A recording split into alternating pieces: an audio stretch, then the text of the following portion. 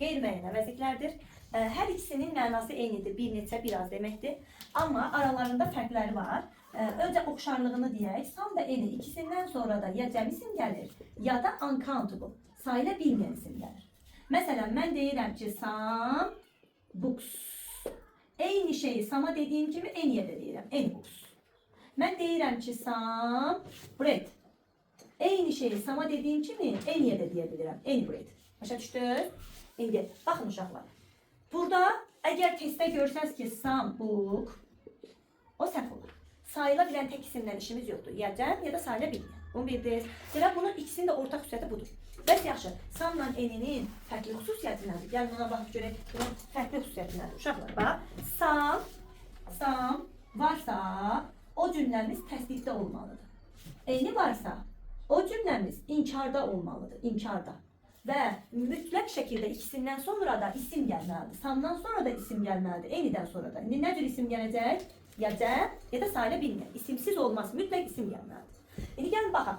Bax, deyir ki, I would like to drink some coffee. Biraz coffee içmək istərdim. Baxın, cümləm necə cümlədir? Təsdiq. Təsdiq olduğuna görə nə qoydum? Some qoydum. Bəli. İndi məsələn, deyirəm ki, I wouldn't prefer drinking anything. Çay içməyə üstünlük verirəm. Baxın, cümləm necə cümlə? İnkar olduğuna görə nə qoydum? Any. Və some və any'dən sonra cəmdə gələr, sayıla bilməyən də gələr. İsimsiz olmaz. Bura qədər aydın oldu. İndi isimsiz olmaz dedim deyə şagirdlər bunlardan sonra isim gəlməyəndə bunu götürmür. Amma bizim istisna qaydamız var, testlərimizə düşür. Gəlin baxaq görək o hansı qaydadır. Baxın uşaqlar. Əgər bizdə cümləmiz dialoq kimi alt-alta verilirsə, alt-alta veriləndə biz orada nə istifadə edəcəyik? Yenə some any-ni, yəni əlavə bir şey qoymayacağıq. Məsələn, mən burada sual verirəm.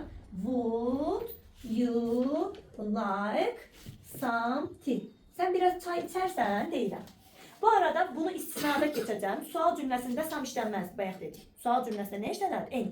Amma xahiş və təklif bildirən sual cümləsində some işlənir. Bunu istisnada gələnlər keçəcəm. Hələ ki tanış edirəm, bütün oxuyub gəlsin, sonra yenə arxasına keçəcəm. Amma bizim indi odaqlanmamız əsas bu deyil. Odaqlanmamız budur. Would you like something? Biraz çay içərsən, some, nöqtə.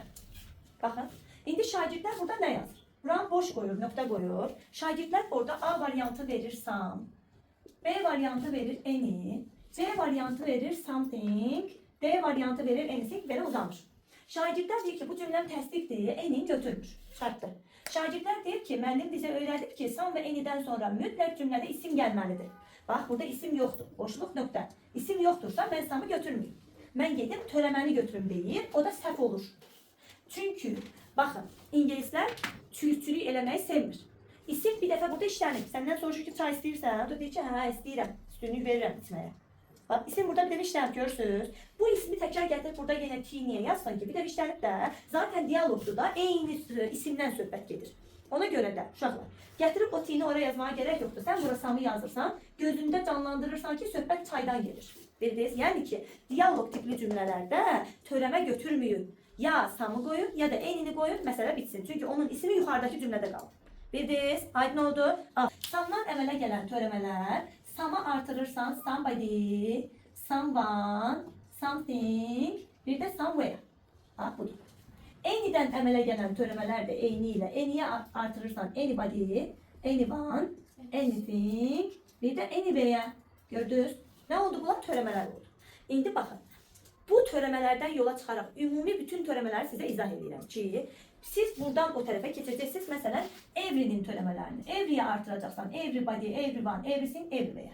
No'ya artıracaqsan nobody, no one, nothing, nowhere. Gördünüz? Yəni bütün törəmələrin ortaq xüsusiyyətləri eynidir deyə burada izah edirəm. Daha növbəti dərslərdə bunu izah eləməyəcəm. Buradan öyrənin görün, biz törəmə deyəndə nə başa düşürük? Uşaqlar, baxın. Törəmə deyəndə biz bunu başa düşürük. Özellikle body ilə one ilə olan törəmələr canlıdır, canlı varlıqdır. Somebody, someone, kimsə bir kəs deməkdir. Anybody, anyone, heç kim, heç kəs, yəni bu da canlıdır. Sadəcə bu inkar cümlədə işlənir, bu təsdiq cümlədə işlənir. Başa düşdünüz? Something əşyadır, cansızdır, anything də əşyadır. Eyni şey, eyni anlamdır. Sadəcə bu təsdiqdə işlənir, bu inkarda işlənir. Somewhere yer bildirir, anywhere yer bildirir. Bu təsdiqdə işlənir, bu inkarda işlənir. Başa düşdünüz? Bunların ümumi ortaq xüsusiyyəti ondan ibarətdir ki, burada gördüyünüz törəmələrdən sonra qətiyyən isim gəlməz. Burada gördüyünüz törəmələrdən sonra qətiyyən of gəlməz. Burada gördüyünüz törəmələrin xəbəri mütləq təkdə olmalıdır. Başa düşdünüz? Yəni əsas ortaq xüsusiyyətləri budur. Məsələn, nümunə yazıram. Deyirəm ki, somebody girl speaks English. Bu düz olar? Yox. Çünki törəmələrdən sonra isim gəlməz. Bu gölü burada yaza bilməz. Başa düşdünüz? A hesabı. Və yaxud belə verir. Deyir ki, someone of you can join us. Bu düz olar? Yox. Çünki törəmələrdən sonra qətiyyən of gəlməz. Başa düşdünüz? Və yaxud da belə yazır. Deyir ki, there aren't anybody in my room. Bu düz oldu. Hə, düzdür. Səhv oldu. Yox. Çünki törəmələrin xəbəri təkdə olur. Bu aren't cəm xəbərdir. Bu da törəmədir. Zeri zera ifadəsini öyrətdim sizə. Zeri zera ifadəsində mübtəda ondan sonra gələndir.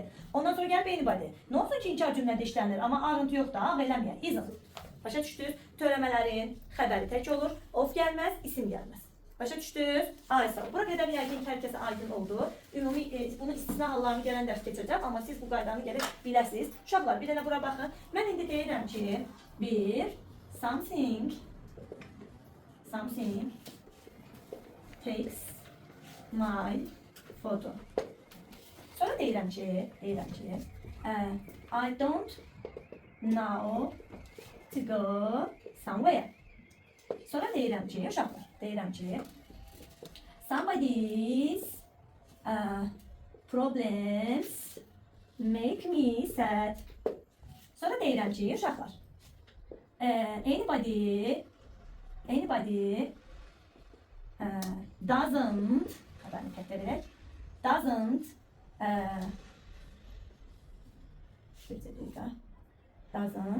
participate in this meeting. Burada 4 dənə cümlə yazdım. Siz də bu 4 dənə cümlədən hansı ya da hansını bura baxaq, ham baxsın. Bax uşaqlar, bir səhvdir. Nə olsun ki, mənim cümləm təsdiqdir, nə olsun ki, törəməmdən sonra isim gəlməyib, nə olsun ki, törəməmin xəbəri təkdə olub, nə olsun? Sən something-in bayaq mənasını dedin. Something nəsə bir şey deməkdir. Cansızdır, cansız. Cansız nətər mənim şəklimi çəksin? Bax, belə şeydə diqqət edirəm. Əgər cansızda verirsə something, anything, orada sən onu məchulluğa qoymalısan, məchula qaldırmalısan. Başa düşdünmü? Nəsə götürüldü, nəsə çəkildi, nəsə qoyuldu, nəsə döyüldü, söyüldü, öldürüldü. Onu nə edirsən sən? Əlbəttə ki, onu sən məchula qaldırırsan. Yəni burada bunu bu şəkildə yazıb, bunu mübtəda eləyə bilməzsən. Bildiniz? İkincisinə baxıram. Bu cümləm don't know, inkardır. İnkar cümlədə I2 deyənlər, san və onun törəmələri niyə olsun? İngilizcə dedim ki, inkar cümlələrdə any və onun törəmələri olur. San və onun törəmələri olmur. Getdi. Üçüncüsünə baxıram, hər kəs baxsın. Somebody's problems. Somebody's problems. Xəbər problem var. Bir dəqiqə. Sən nə dedin Aygün bəyə? Dedim ki, ola bilər ki, heç bir olmaz. Yazım onu da, fikri yazım. Tamam. Aygünün də fikri var. Deyir ki, rəyində qalmasın. None of them. Tamam. Yaz. İndi gəlin baxıram. Somebody's problems. Baxın, uşaqlar, törəmələri, body one-la olan törəmələri yəli hala qaldırıram. Ondan sonra ismini qoya bilirəm. 2 dənə söz yan yana gələndə söhbət ikincidən gedir deyə onun xəbəri səndə olur. Bax, deyir ki, kimsə bir kəsin problemləri məni üzdü. Bax, indi burada nə oldu? Body one-la olanı yəli hala qaldırıb, ondan sonra isim verə bilərəm. Tutaq ki, bunu bayaq sənə demədim. Amma sən iç azə, van, ənazədən və digərlərindən yola çıxaraq bildin ki, canlı bildirənləri apostrof S eləyib, yəli hala qaldırıb, ismi yanına qoya bilərsən. Ona görə üçüncüsü doğru cavab edir. İndi gəlin zəhmət olmasa dördüncüyə baxaq. Cümlə doesn'tdır, inkardır. Doesn't, inkar. Bax, inkar cümlədə some onun törəmələri olar, yoxsa any onun törəmələri olar? Evet, inkar cümlə olduğuna görə any onun törəmələri olmalıdır, amma bu səhvdir. Niyə səhvdir? Yadınızda qalsın. Any və onun törəmələri inkar cümlənin mübtədası ola bilməz. İnkar cümlənin başında gələ bilməz. Yəni sən bura anybody'ni bu şəkildə qoya bilməzsən. Aydın oldu. Yaxşı, deyirsən ki, ya mən onda inkar cümlədə nətər işlədim, bunu inkarlıq nətər deyib, inkar əvəzi nobody'ni qoyub deyirsən. Bildinizmi? Aydın oldu. İndi bax bu 4 səhvdir. Burada bir dənə doğru cavab var idi. O da 3 idi. Əlbəttə ki, düz tapan olmadı. Eybi yox, canınız sağ olsun. Amma əsas məqsəd odur ki, törəmələrdən sonra of gəlməz, isim gəlməz, xəbəri təkdə olaraq söhbətini öyrəndiniz. Amma bu da incə detal idi. Əşya ilə olanı birbaşa xəbəri qoya bilməzsən, məchula qaldırmalısan. İnkar cümlədə sambonun törəmələrini qoya bilməzsən. Yiyəlik hala qaldırıb ismimi qoyuram. Bir də burada nə gəldi? Eyni qonunun törəmələri cümlənin mübtədası ola bilməz. Öyrəndiniz. Biz qeyri-müəyyən əvəzliklərin müəyyən hissəsini, əsas hissəsini öyrəndik. Qaldı istisnalar. 4-cü günü keçəcəm.